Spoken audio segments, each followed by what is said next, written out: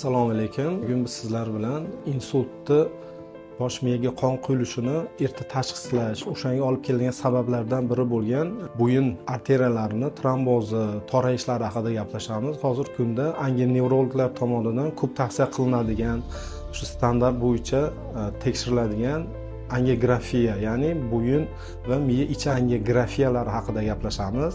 Hozirgi kunda bemorlar ko'proq bizga o'sha bosh og'riq, bosh aylanish, quloqda shovqin bo'lishi bilan shikoyat qilib kelishyapti. Shunaqa bemorlarda angiografiya tekshiruvimizda bo'yin ichki uyqu arteriyalarini trombozi necha foizga bekilgan, necha foizga qon o'tyapti u yerdan, keyin o'sha ichki uyqu arteriyalarini patologik qiyshayishlari necha gradusga qiyshaygan, shular tekshirib aniq tashxislab beramiz. Hozirgi kunda bu insultda ham yosharib boryapti. Ko'proq yosh bemorlarda ham uyqu arteriyalarini, ichki uyqu arteriyalarini qiyshayishi, torayishlari kuzatilyapti.